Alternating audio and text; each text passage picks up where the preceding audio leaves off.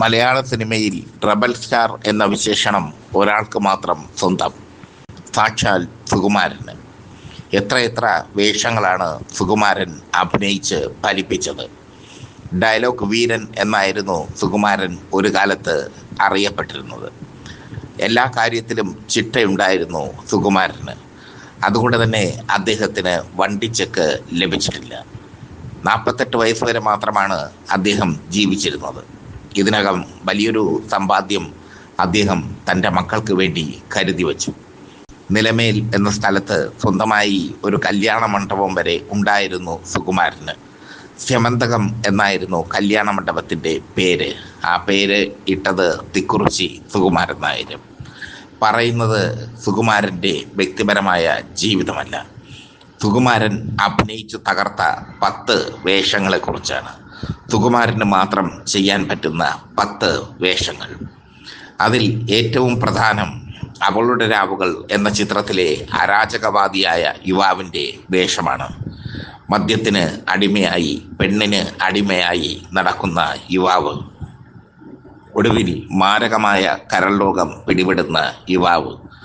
സുകുമാരൻ അഭിനയിച്ചു തകർത്ത വേഷം. വിൽക്കാനുണ്ട് സ്വപ്നങ്ങൾ എന്ന MD കഥയും തിരക്കഥയും എഴുതി ആസാദ് സംവിധാനം ചെയ്ത ചിത്രത്തിലെ ഗൾഫിലെ യുവാവിൻ്റെ വേഷം, അതും സുകുമാരൻ അവിസ്മരണീയമാക്കിയ വേഷമാണ്. ശക്തമായ കഥാപാത്രമായിരുന്നു വിൽക്കാനുണ്ട് സ്വപ്നങ്ങളിലെ സുകുമാരൻ്റെ വേഷം. പകയും പ്രണയവും ഒക്കെ ഒത്ത് ചേരുന്ന നായകൻ.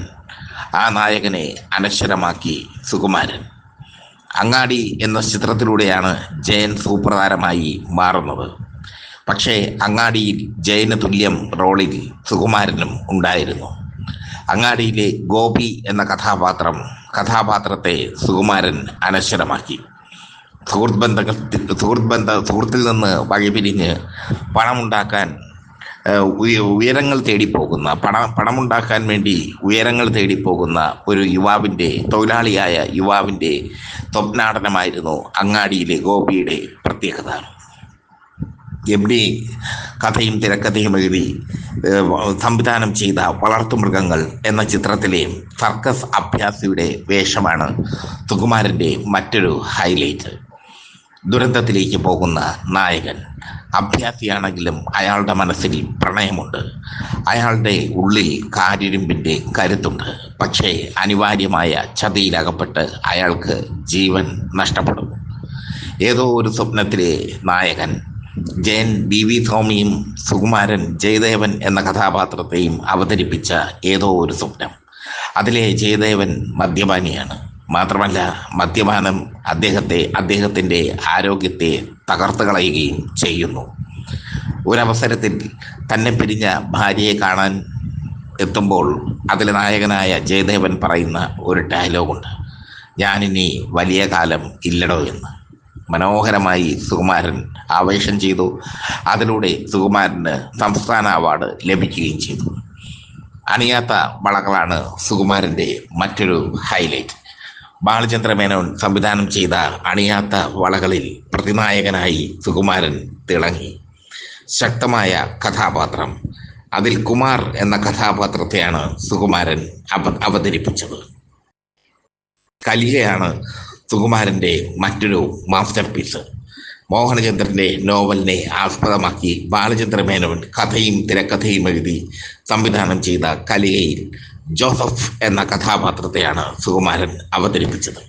യുക്തിവാദിയായ ജോസഫ്. ആ സിനിമ കാണുന്നവരുടെ മനസ്സിലെല്ലാം ജോസഫിൻ്റെ ദുരന്തം ഒരു മുറിവായി തന്നെ ഉണ്ടാകും. അത്ര ശക്തമായിട്ടാണ് സുകുമാരൻ കലികയിലെ വേഷം ചെയ്തത്.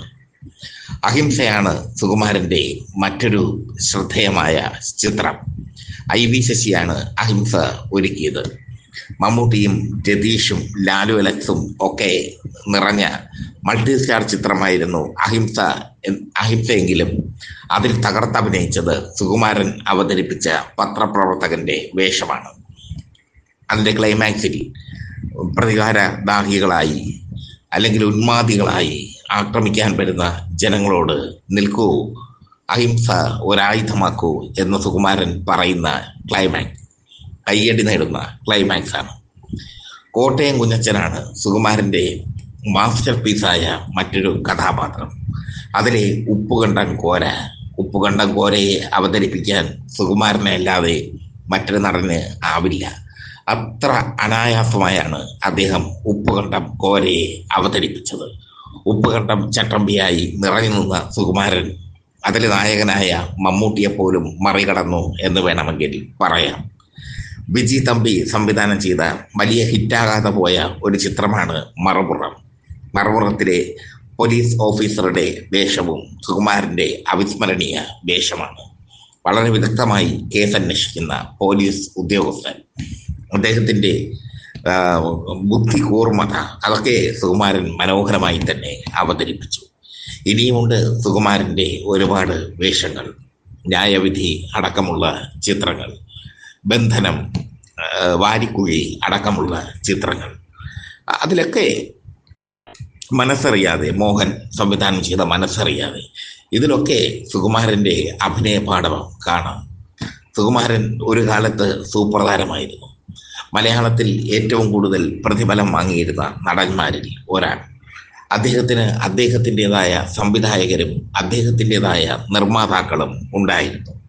പ്രേംനസീർ തരംഗമായി നിൽക്കുന്ന കാലത്തും സുകുമാരൻ തന്നെയായിരുന്നു എന്നത് ശ്രദ്ധേയം. അദ്ദേഹത്തിന് പരിമിതികൾ ഇല്ലായിരുന്നു. ആകെ ഉള്ള ഒരു പരിമിതി ഉയരക്കുറവ് മാത്രമായിരുന്നു. അതിനെ അതിജീവിക്കുന്ന അഭിനയമാണ് അദ്ദേഹം കാഴ്ചവെച്ചത്. ഡയലോഗുകൾ പറയുന്നതിൽ സുകുമാരനുള്ള വൈഭവം ശ്രദ്ധേയമാണ്. ഇംഗ്ലീഷ് ആയാലും ഹിന്ദി ആയാലും മലയാളമായാലും വളരെ സ്ഫുടമായി സംസാരിക്കാനും അത് പ്രേക്ഷകരുടെ ഹൃദയത്തിലേക്ക് തറച്ചിറക്കാനും സുകുമാരന് അസാധ്യമായ വൈഭവം തന്നെ ഉണ്ടായിരുന്നു. പ്രേംനസീറിന് സിംഹാസനം കൊടുത്തു, ജയന് സിംഹാസനം കൊടുത്തു. പക്ഷേ സുകുമാരന് ഒരു സിംഹാസനം പോലും ഇവിടെ ആരും കൊടുത്തില്ല. അദ്ദേഹം അത് ആഗ്രഹിച്ചതുമില്ല. അദ്ദേഹം അദ്ദേഹത്തിൻ്റെ കരിയറിൽ മാത്രം ശ്രദ്ധിക്കുകയും കരിയറിൽ നിന്ന് കിട്ടുന്ന പ്രതിഫലം സൂക്ഷിച്ചു വെച്ച് കുടുംബത്തിന് വേണ്ടി താങ്ങും തണലും ഒരുക്കുകയും ചെയ്തു. സുകുമാരന്റെ അന്ത്യം അപ്രതീക്ഷിതമായിരുന്നു. അദ്ദേഹം മരിച്ചത് ഹാർട്ട് അറ്റാക്ക് വന്നാണ്. അപ്രതീക്ഷിതമായ മരണം. ആ മരണം മലയാള സിനിമയെ അനാഥമാക്കിയെന്ന് പറഞ്ഞാൽ അത് അതിശോക്തിയാണ്. കാരണം അപ്പോഴേക്കും മമ്മൂട്ടിയും മോഹൻലാലും ഒക്കെ മലയാള സിനിമയിൽ നിറഞ്ഞ് കവിഞ്ഞിരുന്നു. മാത്രമല്ല, സുകുമാരൻ അഭിനയിക്കാതെ പോയ ഒരു വേഷമുണ്ട്, ദേവാസുരത്തിലെ മുണ്ടയ്ക്കൽ ശേഖരനെയാകാൻ സുകുമാരനെയായിരുന്നു IVCC ആദ്യം നിശ്ചയിച്ചിരുന്നത്. പിന്നീട് അത് നെപ്പോളിയനിലേക്ക് എത്തുകയായിരുന്നു. ഒരുപാട് വേഷങ്ങൾ അഭിനയിച്ച് തിമിർത്താണ് ചെറുപ്രായത്തിൽ സുകുമാരൻ നമ്മെ വിട്ട് പിരിഞ്ഞത്.